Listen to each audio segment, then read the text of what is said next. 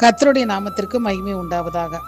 பிரியமானவர்களே, இந்த நாளிலும் நம்பிக்கை கொடுக்கக்கூடிய வார்த்தையை நாம் பார்க்க போகிறோம்.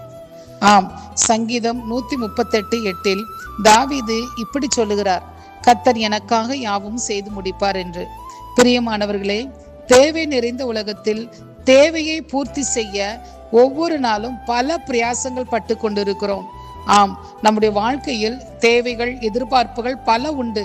எத்தனை ஆசீர்வாதங்கள், நன்மைகள் இருந்தாலும் நமக்கு இன்னும் தேவை என்பது ஏதோ ஒரு விதத்தில் இருக்கத்தான் செய்கிறது. இதுவரை நமக்காக பல நன்மைகளை, ஆசீர்வாதங்களை நமக்கு கொடுத்த தேவன் இன்னமும் நமக்கு கொடுக்க ஆயத்தமாக இருக்கிறார். அவரிடத்தில் நன்மைகளோ ஆசீர்வாதமோ இல்லை என்பது இல்லை. ஆம், ஆனால் நாம் ஒன்றை மாத்திரம் விசுவாசிக்க வேண்டும். தாவீதை போல கர்த்தர் எனக்காக யாவையும் செய்து முடிப்பார் என்று.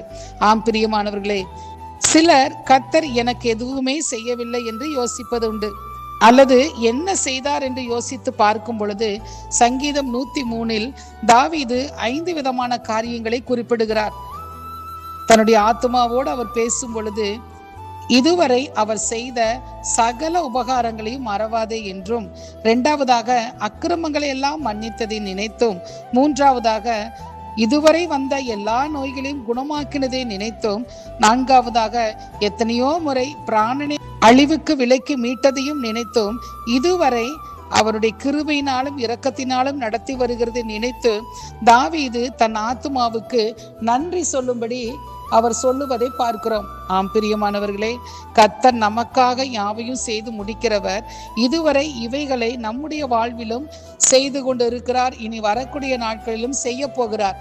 இதுவரை கர்த்தர் நம் ஆத்துமாவுக்கும் நமக்கும் பாராட்டின கிருபைகளை நினைத்து பார்த்து கர்த்தரை ஸ்தோத்தரிப்போம். கர்த்தர் தாமே நம்முடைய வாழ்க்கையில யாவையும் செய்து முடிப்பாராக. ஆமென்.